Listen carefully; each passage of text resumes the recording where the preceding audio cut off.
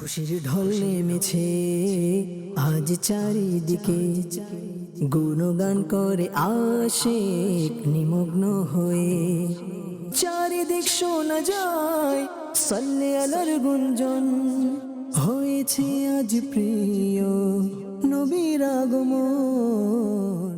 আলহামদুলিল্লাহি রাব্বিল আলামিন ওয়াসসালাতু ওয়াসসালামু আলা সাইয়্যিদিল মুরসালিন আম্মা বা'দ ফাআউযু বিল্লাহি মিনাশ শাইতানির রাজীম বিসমিল্লাহির রহমানির রহিম। আসসালাতু ওয়াসসালামু আলাইকা ইয়া রাসূলুল্লাহ ওয়া আলা আলিকা ওয়া আসহাবিকা ইয়া হাবিবাল্লাহ। আসসালাতু ওয়াসসালামু আলাইকা ইয়া নবিয়াল্লাহ ওয়া আলা আলিকা ওয়া আসহাবিকা ইয়া নূরাল্লাহ। প্রিয় প্রিয় ইসলামী ভাইরা, মাদিনী চ্যানেলের দর্শক শ্রোতা, হুজুর পাক সাল্লাল্লাহু তাআলা আলাইহি ওয়াসাল্লামের এই মিলাদের মাসে হুজুর সাল্লাল্লাহু তাআলা আলাইহি ওয়াসাল্লামের আলোচনা এই অনুষ্ঠানে আপনাদেরকে আরও একবার স্বাগত জানাচ্ছি। জিকির যদি হয় নবী আকা আলাইহিস সালাতু ওয়াস সালামের জিকিরে মুস্তাফা যদি বৃদ্ধি করা হয়, জবান তো আলহামদুলিল্লাহ বরকত লাভ করে, অন্তরে প্রশান্তি লাভ হয়। আর দরুদে পাকের মাত্রা যদি বাড়িয়ে দেওয়া হয় এই মিলাদের মাসে, আলহামদুলিল্লাহ কতই না সৌভাগ্যের বিষয়। আল্লাহর হাবিব আলাইহিস সালাতু ওয়াস সালাম ওনাদের ব্যাপারে অর্থাৎ ওই সব ব্যক্তিদের ব্যাপারে সুসংবাদ দেন। নবী আলাইহিস সালাতু ওয়াস সালাম ফরমান, যারা দুনিয়াতে অধিক হারে আমার উপর দরুদ শরীফ পাঠ করবে, আমি কাল কিয়ামতের দিন তাদের জন্য সুপারিশ করব। সুবহানাল্লাহ সুবহানাল্লাহ।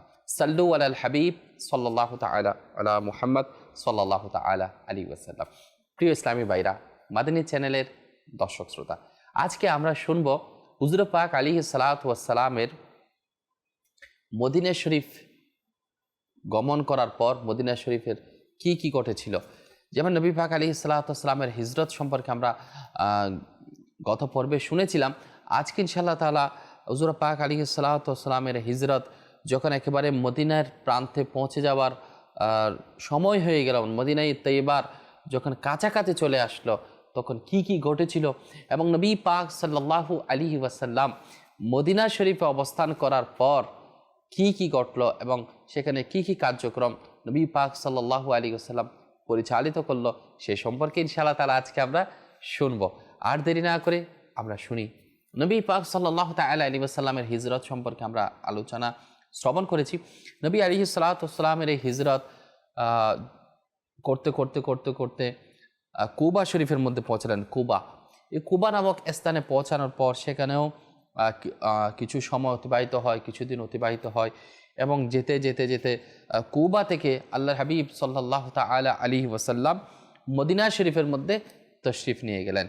এই যে কুবা থেকে মদিনা শরীফ যাওয়া, অর্থাৎ মক্কা থেকে সফর করতে করতে কুবা পর্যন্ত পৌঁছানো এবং কুবা থেকে নবী পাক আলাইহিস সালাতু ওয়াস সালাম মদিনা শরীফ পর্যন্ত পৌঁছানো, এই সময় ডিউরেশনের মধ্যে কুবা থেকে মদিনা শরীফের মধ্যে অনেক কিছু সংঘটিত হয়েছিল।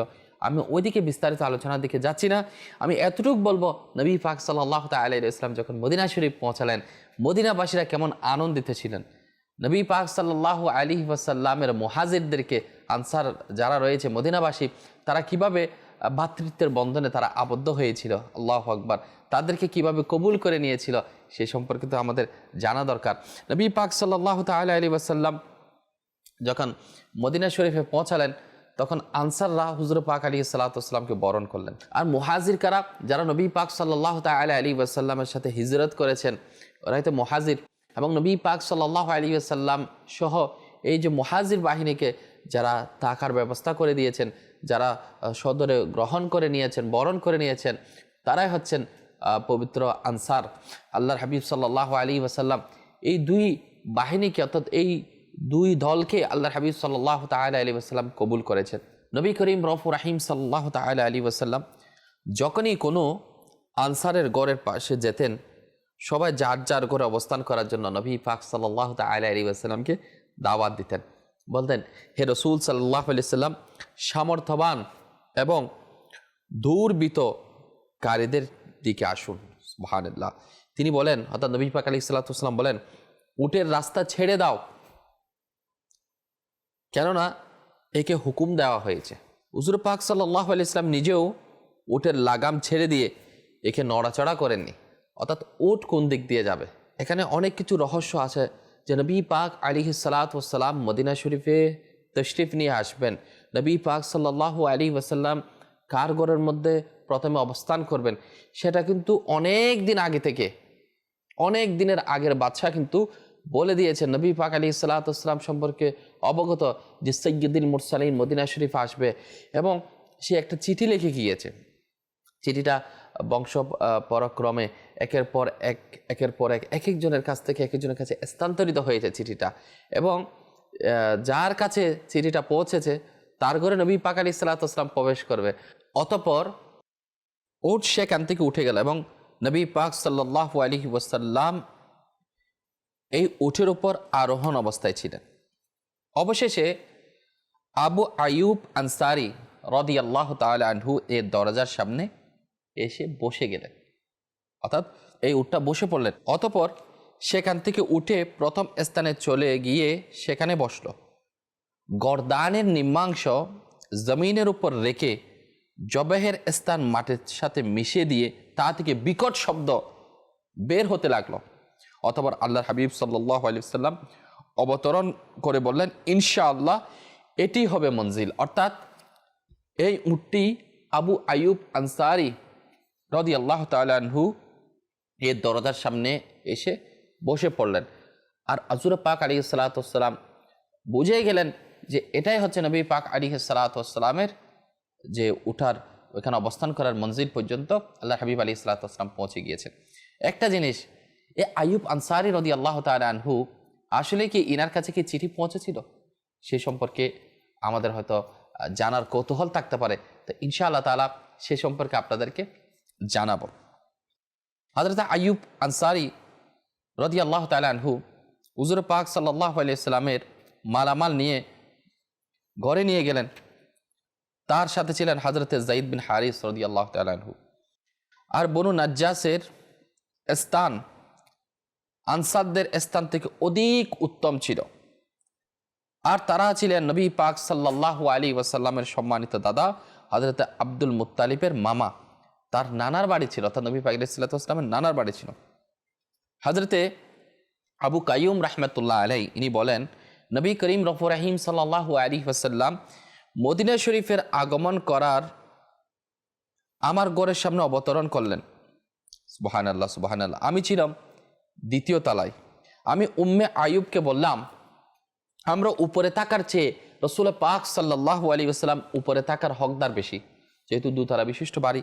আপনার উপর ফেরেশতা অবতীর্ণ হয়, ওহী নাজিল হয়, সুতরাং এই রাতে তিনি এবং উম্মে আইয়ুব শয়ন করেননি।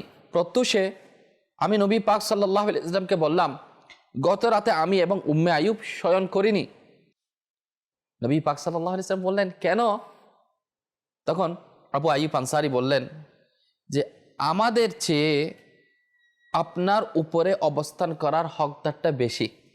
আপনার উপর ফেরেশতা আসে, ওহী নাজিল হয়, এই মহান সত্তা আপনাকে সত্য সহকারে প্রেরণ করেছেন, তার শপথ করে বলছি আমি সে ছাদের উপর কখনোই থাকবো না যার উপর আপনি রয়েছেন।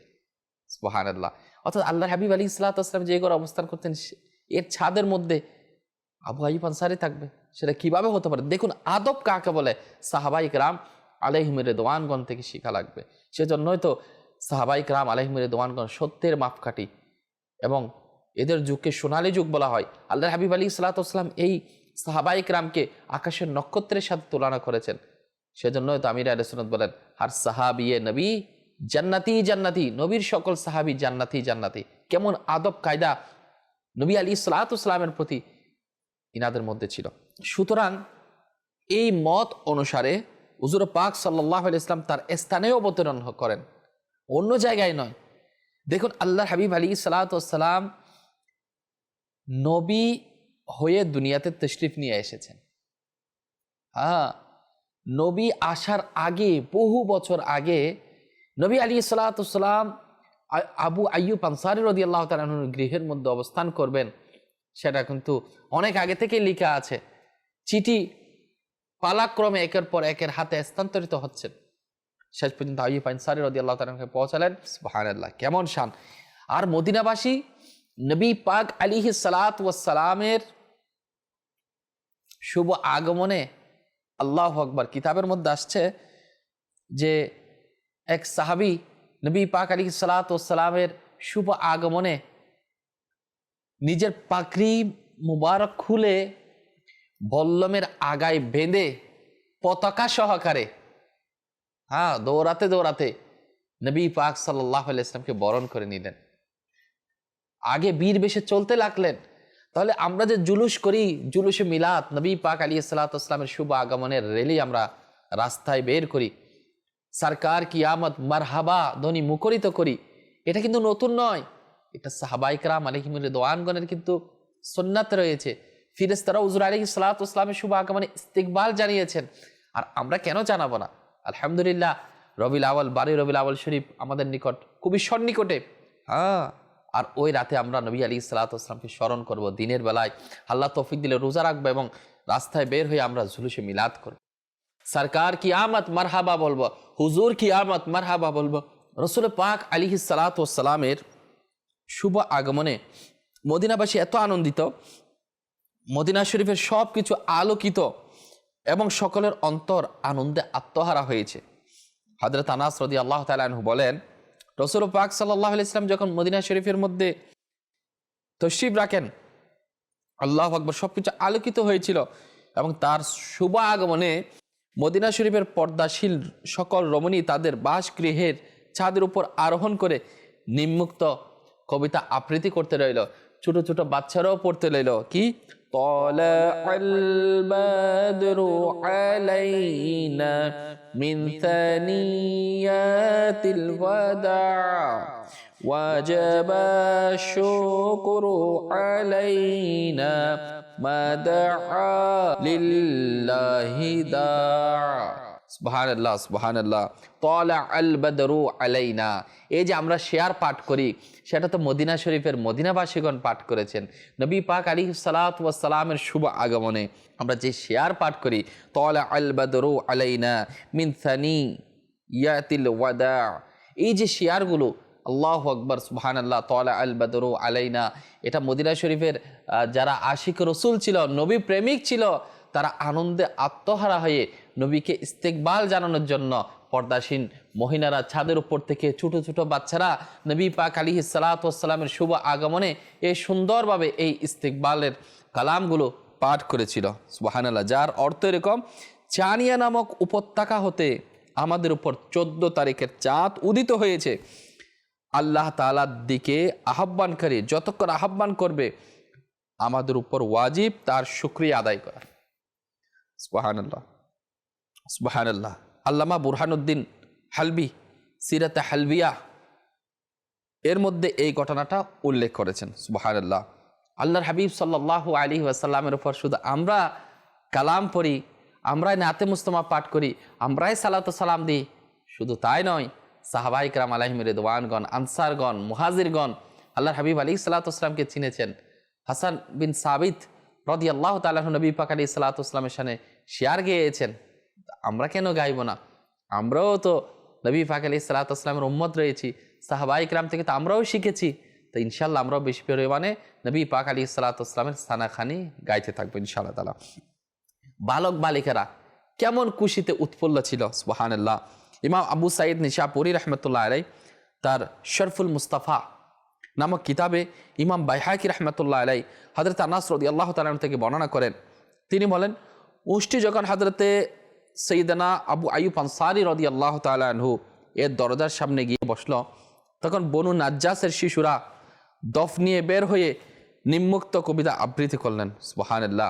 এরা দফ অর্থাৎ যেটা এক সাইড থেকে বাজানো হয়, এক হাতে যেটা বাজানো হয় দফ, ওই দফ নিয়ে বের হলো। আল্লাহু আকবার, কি কত সুন্দর করে বানাচ্ছে। আমরা বনু নাজ্জাসের বালক। শেয়ারগুলোর অর্থ এরকম যে মুহাম্মদ সাল্লাল্লাহু আলাইহি সাল্লাম কতই না উত্তম প্রতিবেশী। সুবহানাল্লাহ, সুবহানাল্লাহ। ইমাম বাইহাকি দালাইলুন নবুয়াতের মধ্যে বলছেন, নবী করিম সাল্লাল্লাহু আলাইহি ওয়াসাল্লাম তাদের দিকে গিয়ে ইরশাদ করলেন, তোমরা কি আমাকে মুহাব্বত করো? হায় হায় হায়, তারা আরাজ করলেন, জি হ্যাঁ। ইমাম তাবরানি, আল্লাহু আকবার, যেটা ইমাম বাইহাকি দালাইলুন নবুয়াতের দ্বিতীয় খণ্ডের 508 পৃষ্ঠার মধ্যে আসছে। আল্লাহু আকবার। ইমাম তাবরানি মুজামুস সগীরে বর্ণনা করেন, রাসূল পাক সাল্লাল্লাহু আলাইহি ওয়াসাল্লাম ইরশাদ ফরমান, আল্লাহ তাআলা ভালো জানেন যে আমার অন্তরও তোমাদেরকে মুহাব্বত করতেছে। সুবহানাল্লাহ। মদিনাবাসীকে আল্লাহর হাবিব আলী ইসলাতামকে মহব্বত করে যখন স্বীকারোক্তি দিল, আল্লাহর হাবিব আলী ইসলাতাম বলছে, হ্যাঁ আমারও তোমাদের প্রতি ভালোবাসা রয়েছে, আল্লাহু আকবার, তোমাদের প্রতি মহব্বত রয়েছে। তাহলে যারা নবীকে ভালোবাসবে, স্বয়ং নবী পাক আলী সালাতাম তাদেরকে ভালোবাসবে। আরে নবী পাক আলী সালাতামকে মক্কার কাফিররা চিনতে পারল না, নিজের দেশ নিজের মাতৃভূমি ছাড়তে হলো, মক্কা ছেড়ে নবী পাক আলী সালাতাম এতদূর সফর করে মদিনায় পৌঁছে গেল, অথচ মদিনাবাসীরা চিনে ফেলেছে। নবী পাক আলী সালাতামের শুভ আগমনে ওয়েলকাম জানিয়েছেন, ইস্তেকবাল জানিয়েছেন, স্বাগত জানিয়েছেন। আল্লাহু আকবার। তো আমরাও নবীকে মহব্বত করব। আমরা যদি নবী আলী সালাতামকে মহব্বত করি, তাহলে ইনশা আল্লাহ তাআলা নবী আলী সালাতাম আমাদেরকে মহব্বত করবে। হযরতে সিদনা আবু বকর এবং হযরতে বিলাল রাদিয়াল্লাহু তাআলা আনহুর জ্বর আসলো, অর্থাৎ মদিনা শরীফের মধ্যে এক প্রকার মহামারীর সৃষ্টি হয়ে গেল। আল্লাহু আকবার। হযরতে সিদ্দিক আকবর রাদিয়াল্লাহু তাআলা আনহু জ্বর অবস্থায় এমন ধরনের কবিতা আবৃত্তি করলো, যার অর্থ প্রত্যেক ব্যক্তি তার নিজ গড়ে সকালে উপনীত হয়, আর মৃত্যু তার জুতার ফিতার চেয়েও কাছে। হযরতে বিলাল রাদিয়াল্লাহু তাআলা আনহুর জ্বরের রোগে যখন আক্রান্ত হলেন, তখন উচ্চস্বরে বলতে লাগলো, হায় আফসোস, আমার যদি এটা জানা থাকতো যে আমি কয়েক রাত মক্কা শরীফের উপত্যকার মধ্যে এরূপ থাকবো যে আমার চারপাশে মনোরম সুগন্ধি ঘাস ও সুশ্রী চারা থাকবে, আমি কি কয়েকদিন মজনার পানির পাশে থাকব? আমি কি শামা ও তুফাইল কূপ প্রকাশ পাবে? হে আল্লাহ, শাইবা বিন রবিয়া, উতবা বিন রবিয়া, উমাইয়া বিন খালাফের উপর অভিশপ্ত করুন, যেমনইভাবে তারা আমাদের বাসগৃহ থেকে মহামারী যুক্ত স্থানে বেরিয়ে আসতে যারা বাধ্য করেছে। অতঃপর নবী পাক সাল্লাল্লাহু আলাইহি সাল্লাম দোয়া করলেন, হে আল্লাহ, আমাদেরকে মদিনায়ে তৈয়বার মুহাব্বত দান করুন। যে হাদিসে মুবারকটা সহিহ বুখারীর ৫ম খণ্ডের ৬৬ পৃষ্ঠার মধ্যে রয়েছে, হে আল্লাহ, আমাদেরকে মদিনায়ে তৈয়বার মুহাব্বত দান করুন, মক্কায়ে মুকাররমার ন্যায় এবং এর চেয়ে বেশি। আল্লাহ, আমাদের শাহ এবং মুদে পরিমাণ বরকত দান করুন, আর এগুলো আমাদের জন্য ঠিক করে দিন, আর এখানকার জ্বরকে জুফরার দিকে পরিবর্তন করে দিন। হযরতে সাইয়্যিদাতুনা আয়েশা সিদ্দিকা তৈয়বা তাহেরা রাদিয়াল্লাহু তাআলা আনহা বলেন, আমরা যখন মদিনা শরীফে আসলাম, তখন এই পৃথিবীর মধ্যে সবচেয়ে মহামারীর স্থান ছিল, আর তা বাতাহা উপত্যকা থেকে এমন পানি প্রবাহিত হতে লাগলো যার রং ছিল পরিবর্তন। হযরত ওমর রাদিয়াল্লাহু তাআলা আনহু আল্লাহ তাআলার দরবারে প্রার্থনা করলেন, হে আল্লাহ, আমাকে আপনার রাস্তায় শাহাদাত করুন এবং আমার ইন্তেকাল আল্লাহর হাবিব আলাইহিস সালাতু ওয়াস সালামের শহরে নসিব করুন। প্রিয় ইসলামী ভাইরা, মাদানী চ্যানেলের দর্শক শ্রোতা অনেকেই বলে থাকে যে আল্লাহর হাবিব আলাইহিস সালাতু ওয়াস সালামের শহরের মৃত্যুবরণ করার আশা আকাঙ্ক্ষা নিয়ে আল্লাহর দরবারে দোয়া করে। এটা সহি রয়েছে। আলহামদুলিল্লাহ, যে আমলটা আমরা শুনতে পেয়েছি, যার দোয়াটা স্বয়ং আল্লাহ তাআলার দরবারে হযরত উমর রাদিয়াল্লাহু তাআলা আনহু করেছেন। রাসূল পাক সাল্লাল্লাহু আলাইহি ওয়াসাল্লাম আবু আইয়ুব আনসারী রাদিয়াল্লাহু তাআলা আনহুর গড়ে ৭ মাস মতান্তরে ২য় বছরের সফর মাস পর্যন্ত অবস্থান করেন। পরবর্তীতে নবী পাক সাল্লাল্লাহু তাআলা আলাইহি ওয়াসাল্লাম মসজিদে নববী নির্মাণ করলেন। মসজিদে নববীর পাশে নবী পাক আলাইহিস সালাতু ওয়াস সালামের হুজরা শরীফ নির্মাণ করলেন। আল্লাহর হাবিব আলাইহিস সালাতু ওয়াস সালাম তখন নিজ গৃহের মধ্যে অবস্থান করতে রইলেন। মসজিদে নববী শরীফে আল্লাহর হাবিব আলাইহিস সালাতু ওয়াস সালাম নির্মাণ করলেন। নামাজের যখন সময় হলো, রাসূল পাক আলাইহিস সালাতু ওয়াস সালাম নামাজ আদায় করতেন। মসজিদ নির্মাণের ইচ্ছা হলে নবী আলাইহিস সালাতু ওয়াস সালাম ইরশাদ করেন, হে বনু নাজ্জার, নবী পাক আলাইহিস সালাতু ওয়াস সালাম কি ইরশাদ করেন যখন ইচ্ছা হলো মসজিদ বানাবে, হে বনু নাজ্জার, বাগানটির মূল্য কত? তারা বলল, আল্লাহর শপথ, এই বাগানের মূল্য আমরা আল্লাহ তাআলার থেকেই নিব, অর্থাৎ আল্লাহ তাআলার পক্ষ থেকে আমরা নিব, অর্থাৎ সওয়াব নিব। তখন হুজুর পাক সাল্লাল্লাহু আলাইহি ওয়াসাল্লাম তাদের কথায় সম্মতি না দিয়ে মসজিদের ভূমিটি 10 দিরহামের বিনিময়ে খরিদ করলেন। অতঃপর হযরতে সিদ্দিক আকবর রাদিয়াল্লাহু তাআলা আনহুর সম্পত্তিতে সেটা দেওয়া হয়। আবু বকর সিদ্দিক রাদিয়াল্লাহু তাআলা আনহু তার সমস্ত সম্পদ মক্কা শরীফ থেকে নিয়ে আসেন। হুজুর পাক আলাইহিস সালাতু ওয়াস সালাম মসজিদের স্থানে খেজুরের বৃক্ষ, বন, এগুলো পরিষ্কার করতে বললেন। বিজন ভূমিকে সমান করা হলো, বৃক্ষসমূহ কাটা হলো। অতঃপর হুজুর পাক আলাইহিস সালাতু ওয়াস সালাম ইট উঠানোর হুকুম দিলেন। কুটি দেওয়া হলো খেজুরের বৃক্ষ। আর এই মসজিদ তৈরি করেন মুসলমানরা। হযরত আম্মার ইবনে ইয়াসির রাদিয়াল্লাহু তাআলা আনহু দুটি ইট তুলেন, আর নিজের পক্ষ থেকে একটু হুজুর পাক আলাইহিস সালাতু ওয়াস সালামের পক্ষ থেকে। তখন রাসূল পাক সাল্লাল্লাহু আলাইহি ওয়াসাল্লাম ইরশাদ করেন, সবার জন্য এটি পূর্ণ আর তোমার জন্য দুটি। সুবহানাল্লাহ, সুবহানাল্লাহ। তাহলে বোঝা যায় আল্লাহর হাবিব সাল্লাল্লাহু তাআলা আলাইহি ওয়াসাল্লাম যে মসজিদ নির্মাণ করেছেন, মসজিদ নির্মাণ করা একটা সওয়াবের কাজ। মসজিদ নির্মাণে প্রয়োজনে একটা ইট উঠানো কিংবা একটা ইট দিয়ে হলেও সহযোগিতা করা একটা সওয়াবের কাজ। তা আমরা আমাদের সামর্থ্য অনুযায়ী আমরা চেষ্টা করব মসজিদ বানানো এবং মসজিদ বানাতে দাওয়াত ইসলামীকে আমরা সহযোগিতা করব। আল্লাহ হাবিব আলাইহিস সালাতু ওয়াস সালামের পক্ষ থেকে সাহাবায়ে কেরাম উঠিয়েছেন। কোন সাহাবা উঠেছেন আমি আপনাদেরকে উল্লেখ করলাম। তাহলে মসজিদ নির্মাণের কাজে স্বয়ং কি হওয়া, সেখানে জয়েন হওয়া হুজুর পাক আলাইহিস সালাতু ওয়াস সালামের সুন্নতে মুবারাকা রয়েছে। আল্লাহ হাবিব আলাইহিস সালাতু ওয়াস সালাম চাইলে সেটা ফ্রিতে নিতে পারতেন, সেটা অফার করেছে, কিন্তু আল্লাহর হাবিব আলাইহিস সালাতু ওয়াস সালাম সেটা 10 দিরহামের বিনিময়ে কিন্তু ক্রয় করে নিয়েছেন। সেই মসজিদে নববীর ফজিলত আল্লাহু আকবার, কতই না উত্তম, যেখানে 1 রাকাত নামাজ আদায় করলে 50 রাকাত নামাজ আদায় করার সওয়াব অর্জন হয়। সে মসজিদে নববীর পাশে তো হুজুর পাক আলাইহিস সালাতু ওয়াস সালাম আরাম করছেন।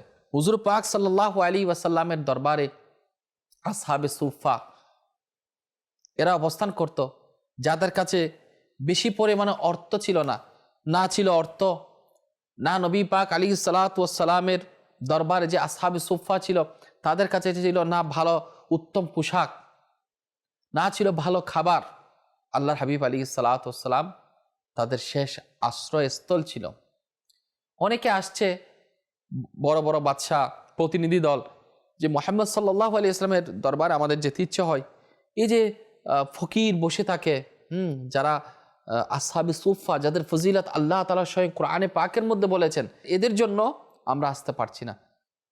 তখন আল্লাহ তাআলা কোরআনে পাকের আয়াত নাজিল করলেন, হে মাহবুব সাল্লাল্লাহু আলাইহি ওয়াসাল্লাম, আপনি এদেরকে তাড়িয়ে দিবেন না। এদের বাড়ি নেই, ঘর নেই, উত্তম পোশাক নেই, ভালো খাবারটুকু তাদের জোটে না। তারা শুধু আপনার মোহাব্বতে, আপনি রাসূল পাক আলাইহিস সালাতু ওয়াস সালামের ভালোবাসায় তারা তাদের জীবনকে এখানে কুরবান করে দিয়েছে। আপনার মোহাব্বত, আপনার চেহারা মোবারক দেখে দেখে তারা দিন রাত অতিবাহিত করে ফেলছে। আর যারা বলছে এদের জন্য আসতে পারতেছে না, তারা হচ্ছে মুনাফিক। আল্লাহ তাআলা কোরআনে পাকের মাধ্যমে আয়াত নাজিল করার মাধ্যমে আল্লাহর হাবিব আলাইহিস সালাতু ওয়াস সালামকে জানিয়ে দিয়েছেন। আর এই আসহাবে সুফা এরা এত বেশি সম্মানিত, আল্লাহু আকবার, আল্লাহু আকবার। আল্লাহ তাআলার দয়া মেহেরবানি যে তারা বরকত হাসিল করেছে, তারা ইলমে দ্বীন হাসিল করেছে মসজিদে নববী শরীফের মধ্যে নবী পাক সাল্লাল্লাহু তাআলা আলাইহি ওয়াসাল্লাম থেকে। এবং আনসার এবং মুহাজির, যারা আনসার রয়েছে, যারা মুহাজির থেকে জায়গা করে দিল, তাদের মধ্যে এত ভ্রাতৃত্বের বন্ধন যেমনটা নিজের ভাইয়ের মধ্যেও থাকে না, এর চাইতেও বেশি। মদিনা শরীফে পৌঁছার 5 মাস পর রাসূল পাক সাল্লাল্লাহু আলাইহি ওয়াসাল্লাম আনসার এবং মুহাজিরদের মধ্যে ভ্রাতৃত্বের বন্ধন করেন। দুইয়ের মধ্যে এক একজনকে অপরজনকে ভাই হিসেবে নির্ধারণ করেছেন।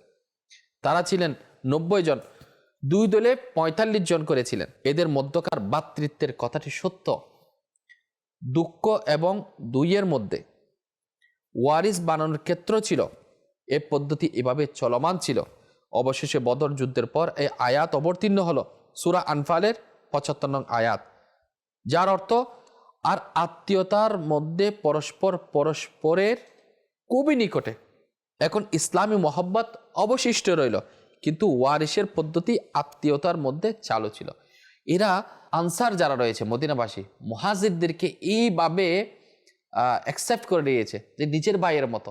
সম্পত্তির ভাগ দিল, সব কিছুতে তাদের জন্য উজাড় করে দিল, কারণ এরা নবী পাক আলাইহিস সালাতু ওয়াস সালামের সাথে মদিনায় পাকের মধ্যে এসেছে। আল্লাহ পাক আমাদেরকে বোঝার সে তৌফিক দান করুক। প্লিজ টাইমের আমি শেষ করছি এবং এই জিনিসটাও জানিয়ে দিচ্ছি, হিজরতের 9ম মাসের শুরুতে হযরত আয়েশা সিদ্দিকা রাদিয়াল্লাহু তাআলা আনহার শাদী মুবারক নবী পাক আলাইহিস সালাতু ওয়াস সালামের সাথে হয়। কেউ বলেন 8ম মাসে, আর কারো মতে 28, আবার কারো মতে 18 মাস পর শাওয়াল মাসে আয়েশা সিদ্দিকা রাদিয়াল্লাহু তাআলা আনহার সাথে নবী পাক সাল্লাল্লাহু আলাইহি ওয়াসাল্লামের শাদী মুবারক হয়। আল্লাহ পাক রব্বুল আলামিনের কত দয়া যে মদিনাবাসী পেয়েছে। সে মদিনাই তৈয়বা এত দামি ছিল না। নবী পাক আলাইহিস সালাতু ওয়াস সালামের কদম মুবারকের মুজিজা এমন যে নবী আলাইহিস সালাতু ওয়াস সালামের ছোঁয়া পেয়ে, নবী আলাইহিস সালাতু ওয়াস সালামের কদমের চরণে ধন্য হয়ে মদিনায় তৈয়বা হয়েছে, যেখানে যাওয়ার জন্য পৃথিবীবাসী আশিকানে রসুলগণ অধীর আগ্রহে আল্লাহর দরবারে কান্নাকাটি করে দোয়া করে। আমরাও দোয়া করি আল্লাহ যাতে আমাদেরকে হজ্জে বাইতুল্লাহ জিয়ারতে মদিনা যারা একবার গিয়েছে আল্লাহ তাদেরকে যাতে বারবার নসিব করে ইনশাআল্লাহ তাআলা। মাদিনী চ্যানেলের সাথেই থাকুন। মাদিনী চ্যানেল দেখবেন, নবী আলাইহিস সালামের ভালোবাসা বৃদ্ধি পাবে। আর এই ভালোবাসার মাধ্যমে নবী আলাইহিস সালামের আনুগত্য, এই আনুগত্যের মাধ্যমে আল্লাহ এবং তার হাবিব সাল্লাল্লাহু আলাইহি ওয়াসাল্লামের সন্তুষ্টি অর্জনের একটা মাধ্যম হবে। আল্লাহ আমরা যা শুনেছি এর উপর আমল করার তৌফিক দান করুন। আমিন বিজাহি নবীন আমিন সাল্লাল্লাহু তাআলা আলাইহি ওয়াসাল্লাম। খুশির ঢল নেমেছে আজ চারিদিকে, গুণগান করে আশিক নিমগ্ন হয়ে। চারিদিক শোনা যায় সাল্লে আলার গুঞ্জন, হয়েছে আজ প্রিয় নবীর আগমন।